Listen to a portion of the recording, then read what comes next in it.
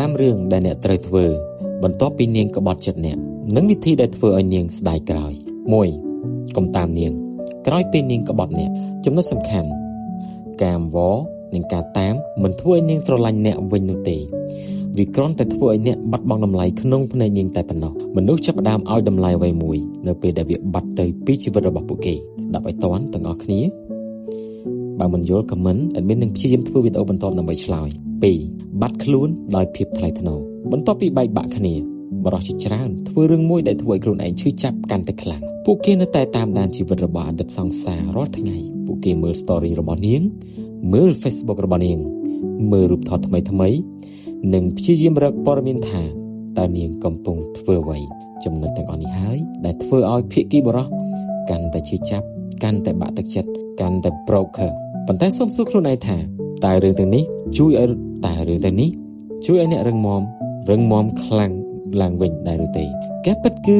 វាធ្វើឲ្យអ្នកជាប់គាំងនៅក្នុងអតីតកាលជាប់រើស្ទើរតែមិនរួចរាល់ពេលដែលអ្នកឃើញនាងញញឹមជាមួយអ្នកផ្សេងអ្នកនឹងជឿចាប់ម្ដងទៀតរាល់ពេលដែលអ្នកឃើញនាងហាក់ដូចជាសប្បាយចិត្តជាងអ្នកនឹងមានអារម្មណ៍ថាខ្លួនឯងត្រូវបានជំនួសខ្លួនឯងគ្មានតម្លៃក្នុងចិត្តនាងបន្តទៀតខ្លួនឯងត្រូវបានគេក្បត់ខ្លួនឯងមិនមានតម្លៃអ្វីក្នុងចិត្តនាងទាល់តែសោះបរិសុទ្ធដែលមានតម្លៃមិនចំណាយពេលសង្កេតមើលជីវិតអ្នកដែលបានក្បត់គេចាក់ចេញពីគេនោះឡើយគឺបរិសុទ្ធតែងតែចំណាយពេលកសាងជីវិតខ្លួនឯងការបាត់ខ្លួនមិនមែនបានន័យថាអ្នកកំពុងលេងល្បែងចិត្តវិទ្យានោះទេវាបានន័យថាអ្នកកំពុងគោរពខ្លួនឯងអ្នកមិនចាំបាច់បង្ហាញថាអ្នកឈឺចាប់ប៉ុណ្ណានោះទេឬកំពុងធ្វើអ្វីនោះទេអ្នកកំពុងតែបើកទំព័រជីវិតថ្មីសម្រាប់ខ្លួនអ្នកហើយជាញឹកញាប់នៅពេលដែលនាងមិនឃើញអ្នកទៀតមិនដឹងព័ត៌មានពីអ្នកទៀតនោះហើយជាពេលវេលាដែលនាងចង់ដឹង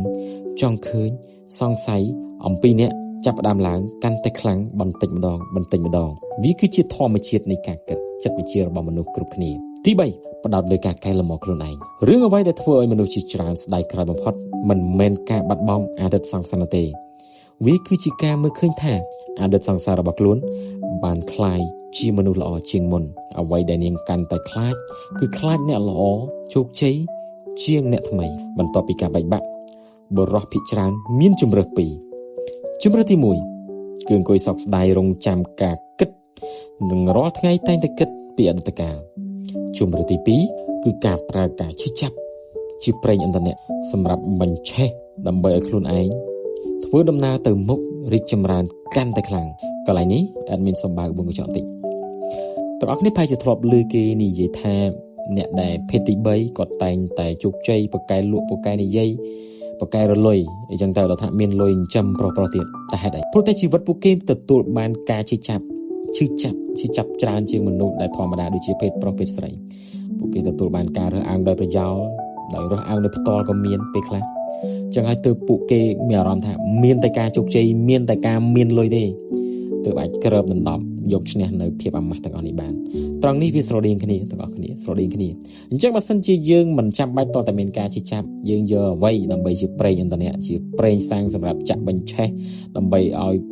រថយន្តនៃអនាគតរបស់យើងដើរលឿនជាងមុនឆាប់ទៅដល់គោលដៅជាងមុនសាកគិតសាកពិចារណាការស្ដាប់ច្រើនការអានច្រើនវាជួយឲ្យយើងបែកការគិតបែកគំនិតមិនមែនបែកទៅឈួតទេគឺការគិតកាន់តែលឿនកាន់តែល្អទទួលផលបានល្អជាងមុនវាចាស់តែនិយាយថាមានគំនិតគឺមានកំណើតជំរើសទី2គឺការចាប់ផ្ដើមហាត់ប្រាណអានសៀវភៅបង្កើនជំនាញ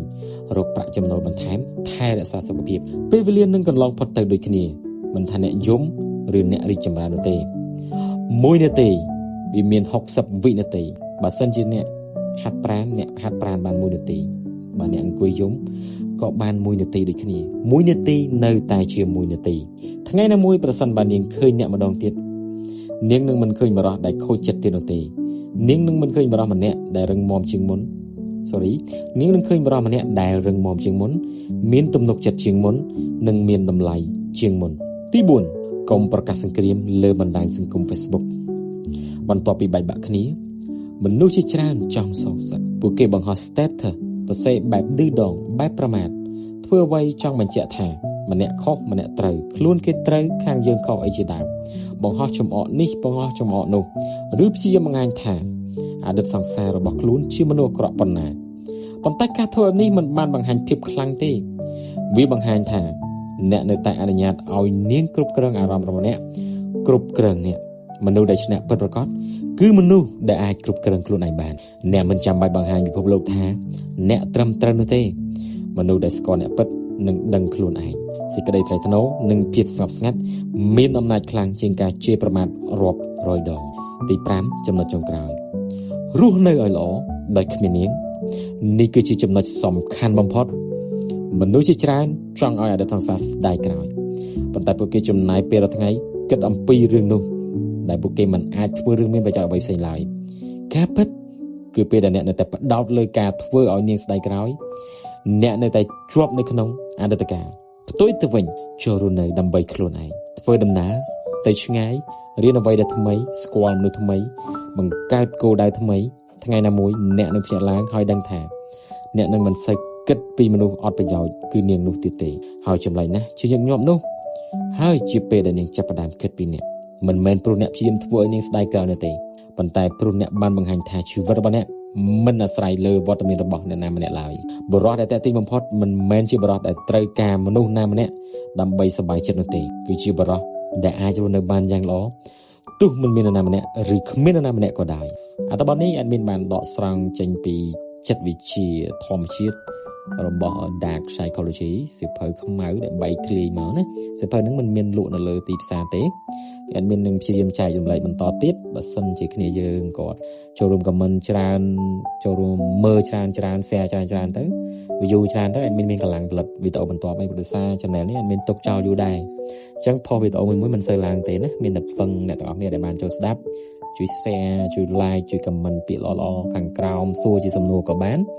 នោះ YouTube នឹងរុញវីដេអូអេដមីនទៅច្រើនអេដមីននឹងមានកម្លាំងមានចំណូលតិចតួចដើម្បីធ្វើវីដេអូបន្តទៀតហើយអរគុណច្រើនទាំងអស់គ្នាណាជូនពរជោគជ័យសុខសប្បាយទាំងអស់គ្នាបាយបាយ